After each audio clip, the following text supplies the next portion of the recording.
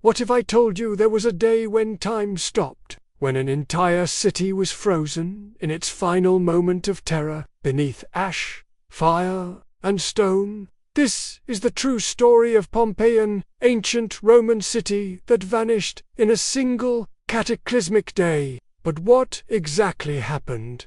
How did it all unfold? And why do scientists still study this tragedy 2,000 years later? Let's dig through the ash and uncover the haunting final day of Pompeii. Long before disaster struck, Pompeii was thriving, nestled near the Bay of Naples. The city was a resort town for wealthy Romans, complete with bathhouses, markets, temples, theaters, and brothels. Streets bustled with merchants, children played in courtyards, and aristocrats discussed politics over wine. With a population of about 11,000, it wasn't massive, but its charm was unmatched. Most citizens didn't even know it was a volcano.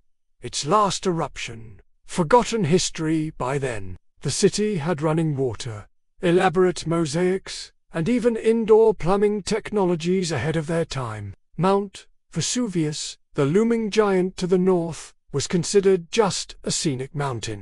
But beneath the city, danger stirred. Earthquakes were common in the region, and one particularly devastating quake in 62 CE caused widespread damage. Many structures were still being repaired 17 years later.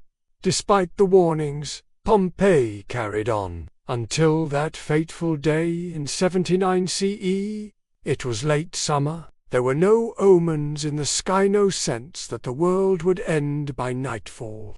On the morning of August 24th, citizens of Pompeii began their day as usual. But just before noon, a deafening boom echoed through the sky.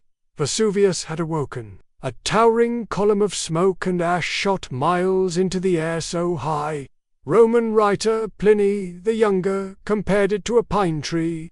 The sky darkened. Ash began to rain down. Panic spread. People looked toward the mountain and saw something no Roman had ever recorded before: an eruption so powerful it shook the heavens. This first phase was the Plinian phase, characterized by the column of ash and pumice.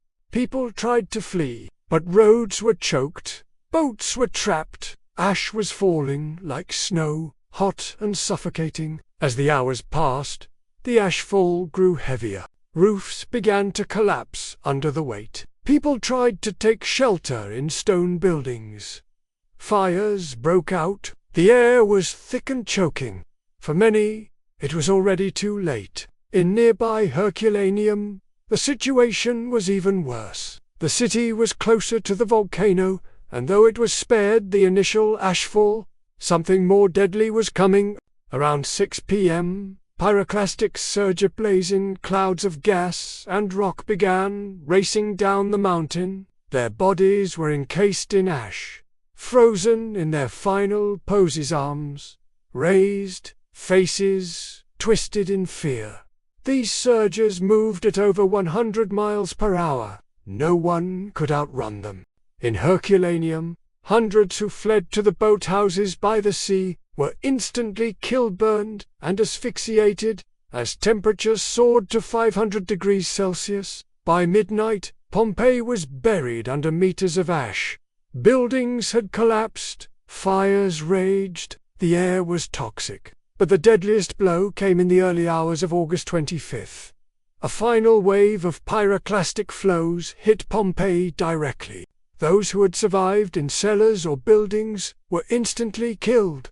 The temperature was so high it vaporized flesh, yet the ash created molds around the bodies. What remained were hollow cavities in the ground. These would become the eerie plaster casts we know today. The ash preserved victims, caught mid-step shielding loved ones, or crawling to safety. Pompeii was gone. For centuries, the city was forgotten, buried beneath 20 feet of volcanic debris. It wasn't until the 1700s that explorers rediscovered the city by accident.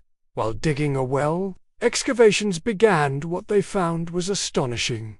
Entire streets, frescoes, mosaics, temples, shops, all perfectly preserved. Even graffiti survived, messages scratched onto walls, with everyday frustrations, jokes, or declarations of love. Most haunting of all, the human remains. Pompeii became a time capsule, city stopped mid. Today, it remains one of the most studied archaeological sites in the world. Mount Vesuvius is still active.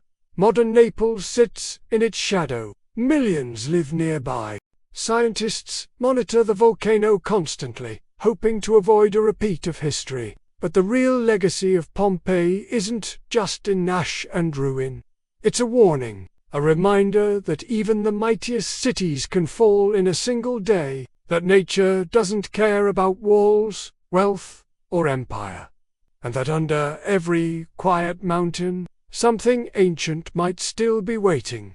If this story shook you, if it made you feel the heat of the ash or the silence of the final breath, hit subscribe, because history isn't just in the past. I'll tell you what happened.